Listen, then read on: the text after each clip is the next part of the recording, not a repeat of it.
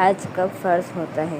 حج ہر ایسے مسلمان پر فرض ہے جو آزاد، عاقل، بالغ اور تندرست ہو اور اس کے پاس ضروریات اصلیہ، گھر، لباس، نوکر، سواری، گھریلو سامان، تجارتی اور زراعت کے سامان اور قرض وغیرہ کے علاوہ اتنا مال ہو کہ عادت اور حیثیت کے مطابق خانہ کعبہ آنے جانے اور کھانے پینے کے خرچ کے لیے کافی ہو۔ نیز جن اہل عیال کا خرچہ اس کے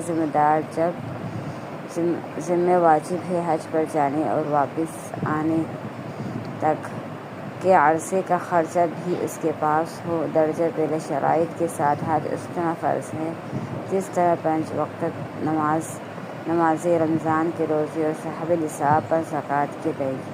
محض سستی، لاپرواہی یا غیر معقول اعذار کی وجہ سے حج نہ کرنا سخت گناہ کی بات اور دنیا اور آخرت میں پکڑ کا ذریعہ ہے۔ صاحب استطاعت پر زندگی میں صرف ایک مرتبہ حج فرض ہے، البتہ اگر کسی کو اللہ نے مالی وسعت دی ہو تو وہ ایک مرتبہ حج پر قناعت نہ کرے بلکہ حسب توفیق بار بار حج کی سعادت حاصل کرتا رہے۔